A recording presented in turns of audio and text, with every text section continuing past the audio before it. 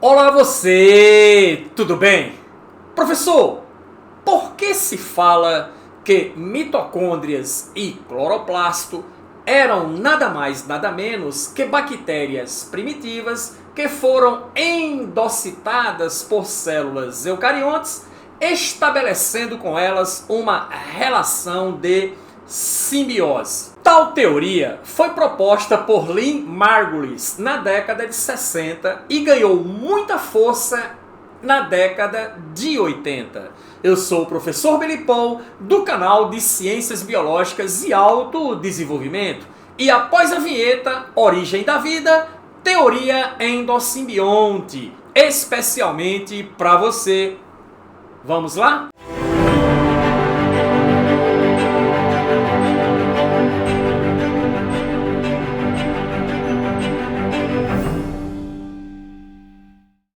Ok, seja muito bem-vindo à nossa aula.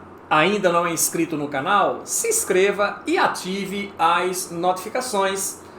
Hoje vamos falar sobre um tema extremamente importante dentro do estudo da origem da vida, que é a teoria endosimbionte de Lynn Margulis. Vamos a ela? Ok, teoria endosimbionte, que também é denominada de teoria endossimbiótica.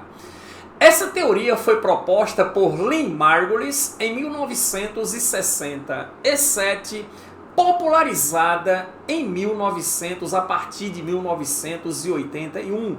Lynn Margulis foi a primeira esposa do astrofísico americano Carl Sagan, criador da série Cosmos. Por sinal, Sagan foi o meu mentor na época em que eu fazia o colegial, tá? Ele me inspirou muito. Foi uma pessoa que basicamente foi quem trouxe a ciência à popularidade através da sua série, que foi refeita por um ex-aluno dele, que é o Neil deGrasse Tyson. Acho que você já deve ter assistido algum episódio dos capítulos novos da série Cosmos de Neil deGrasse Tyson. Lynn Margulis foi exatamente o que? A sua primeira esposa. Ele se separou dela e casou-se com Anne Druan e ficou até o final de sua vida. Carl Sagan morreu em 20 de dezembro de 1996. Eu fui à escola da aula de luto. Os alunos me perguntaram, mas professor, nossos pêsames, morreu alguém da sua família? Eu disse, não, quem morreu foi o astrofísico americano Carl Sagan. Um garoto até riu e disse assim, mas professor, ele nem conhece o senhor. Eu sei, mas eu o conheço. Beleza? Mas vamos lá falar sobre a teoria endosimbionte. O que essa teoria propõe?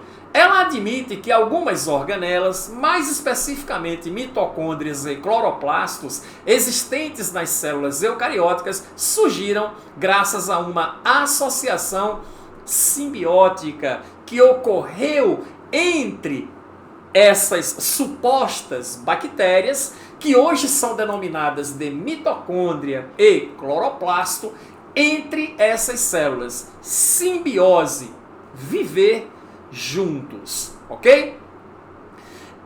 Esse processo ele deve ter ocorrido por volta de 1,6 bilhões de anos atrás, a partir de célula eucarionte, a partir de uma célula eucariótica que define seres eucariontes, célula esta, ser este, que provavelmente foi um fagócito heterotrófico, especializado em fagocitose, que é um processo de obtenção de alimento de maneira heterotrófica. Belezinha? Muito bem. O englobamento dos organismos procariontes, né, bactérias, mitocôndrias e cloroplastos. Professor, por que endosimbionte? Endo está relacionado com dentro e simbionte vem do termo simbiose, que significa juntos. As mitocôndrias e essas células estabeleceram uma relação de troca mutualista. Essas células não conseguiram digerir as mitocôndrias fagocitadas, perceberam que elas produziam ATP, produziam energia. Essas células então passaram a fornecer nutrientes básicos para essas mitocôndrias, tá certo ou não? Para que elas então fizessem o seu metabolismo energético, levando à produção de ATP. Os cloroplastos, por outro lado, identificou-se que eles eram capazes de produzir matéria orgânica, que para a célula foi muito interessante. Tá? A partir dessa endossimbiose entre essas supostas bactérias autótrofas, capazes de sintetizar matéria orgânica a partir da luz, surgem então os precursores primordiais das células vegetais. Mas muito bem, quais são os argumentos que são propostos por Lynn Margulis que apoiam consideravelmente a teoria endossimbiótica ou endossimbiótica? Vamos lá.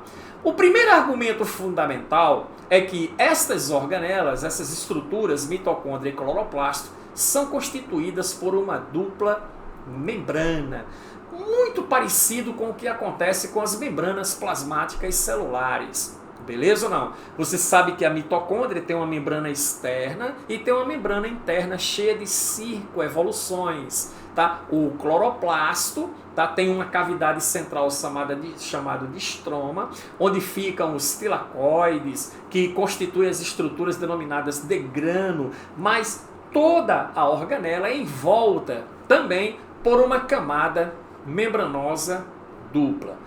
Outra coisa, detalhe importante, é que são capazes de se autoduplicar. Mitocôndrias e cloroplastos duplicam-se dentro das células sem que haja comando de ácido nucleico nuclear. Por que isso acontece, professor? Porque elas apresentam DNA próprio.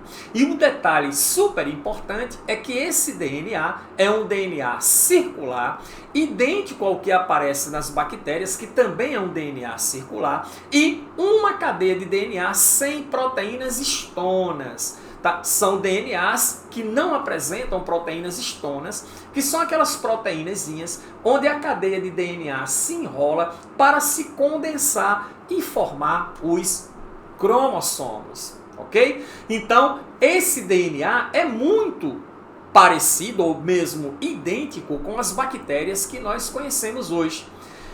Também apresentam RNA. Esse DNA é capaz de fazer transcrição, transcrever a informação genética para um RNA mensageiro que é traduzido por um ribossomo.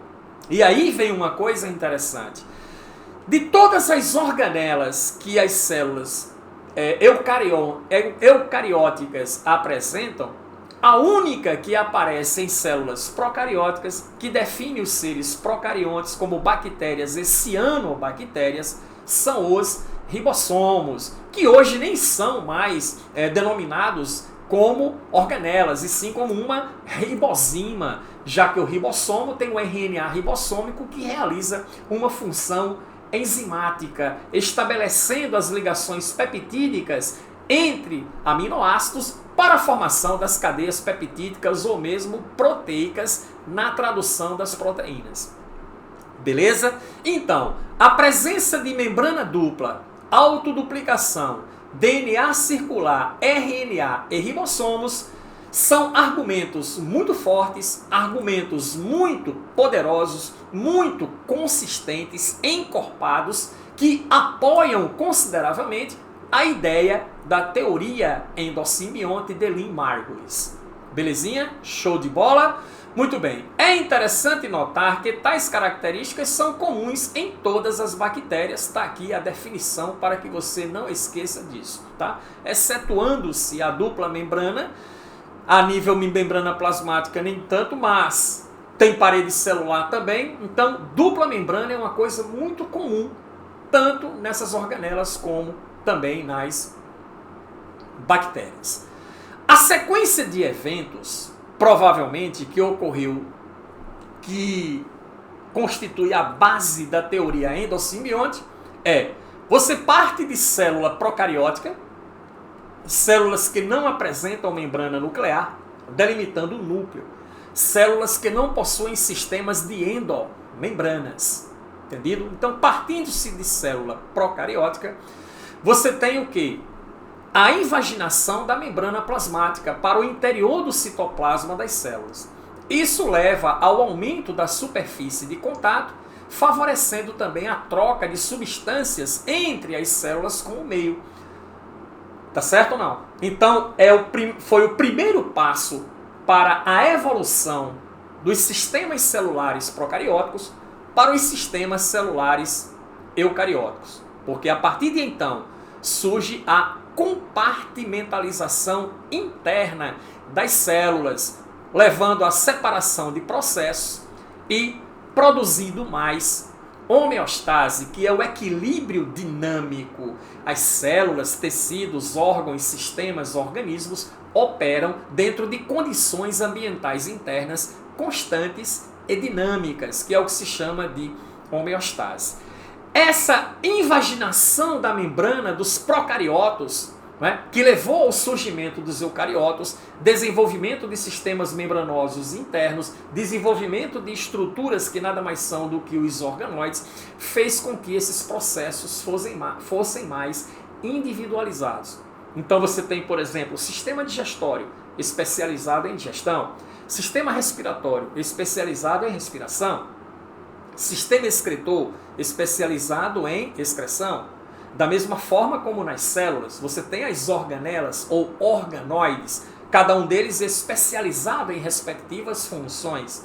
Então, todo esse processo de modificação, a partir dessa invaginação da membrana plasmática, proporcionou o aparecimento de estruturas individualizando o sistema funcional do metabolismo celular. Isso foi extremamente importante para o processo de homeostase. Surge então a célula eucariótica, que define os seres eucariontes, porque um desses sistemas membranosos é a membrana nuclear, que envolve uma região celular que passou a ser denominada de núcleo e que restringe o material genético da célula em seu interior.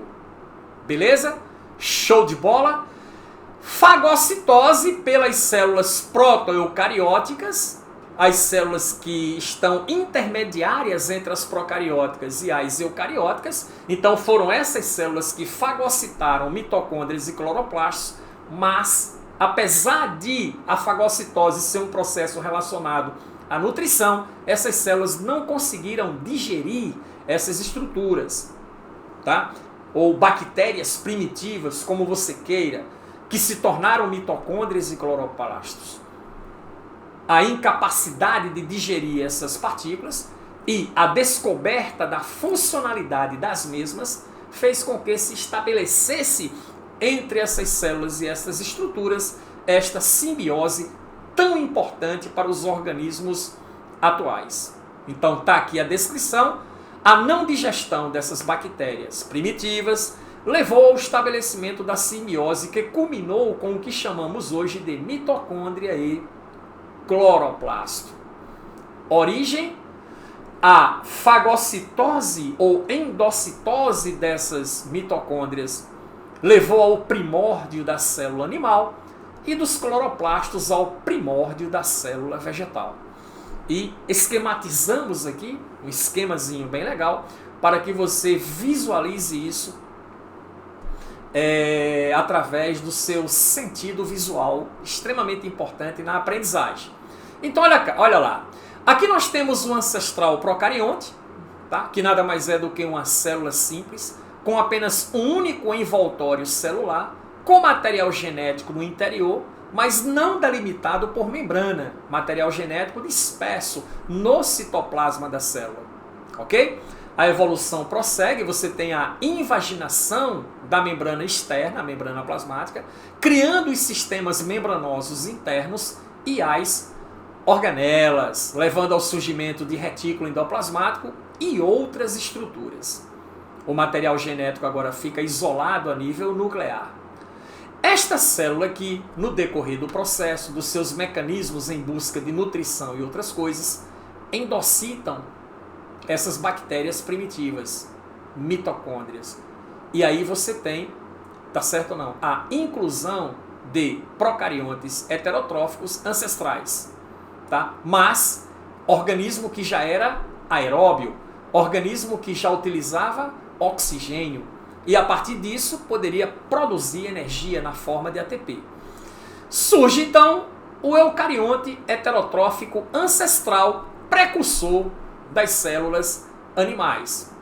O tempo passa, esse mesmo indivíduo incorpora agora as estruturas que correspondem hoje aos cloroplastos, incorporação de procariontes autotróficos, surgindo assim o eucarionte autotrófico ancestral, ok? O precursor das células vegetais e, consequentemente, dos produtores. Beleza? Chegamos ao final de mais uma aula. Com você, Teoria Endosimbionte. Na descrição do vídeo, você encontrará o biomap da aula e o bioese, o exercício comentado, para que você possa exercitar os conteúdos aprendidos. E nos encontraremos numa próxima aula em um outro tema. Até lá!